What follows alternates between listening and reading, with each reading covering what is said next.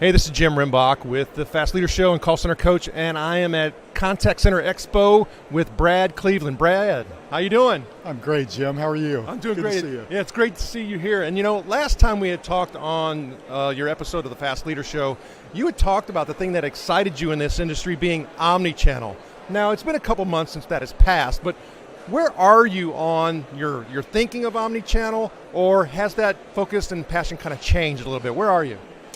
Yeah, it's a great question. I think more of customer engagement, and channels I think is going to become kind of a thing of the past in our thinking and the way we operate in terms of even the term suggests there are differences.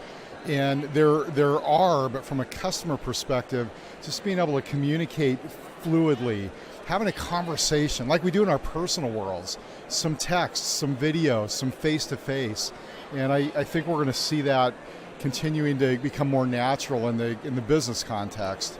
Okay, so that kind of leads me to think about the ability to support that type of interaction and the management of that interaction and the flow of all that communication. And when I think about the legacy aspects of the contact center, we haven't really been configured that way. So what's going to happen? No, right now we've got a lot of channels and we're trying to ensure that they work together. It's a little bit kludgy as of yet.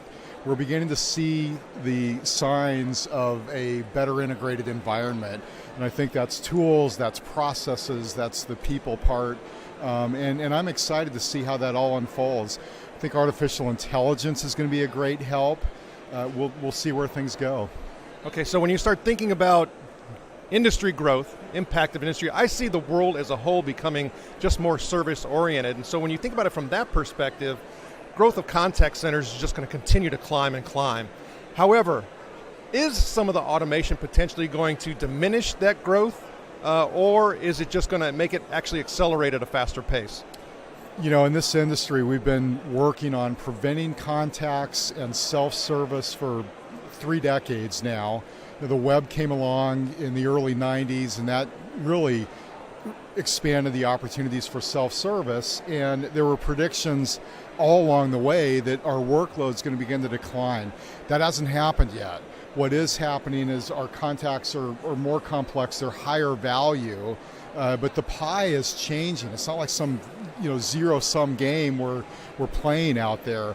So I'm not so sure our workload's going to go down right away. What I am sure of is that we're going to have more of those contacts that are high value and that really require the gray matter on the part of our agents. And I would dare to say, based on what you just said, that I'm interpreting strategic importance. And typically it's been where the contact center's been kind of quiet about that strategic value and importance. But I'm hearing you say that we need to actually increase our levels of business acumen as contact center leaders so that we can actually reveal our strategic importance and value to the organization. Well, I can't agree with you more. That is exactly right.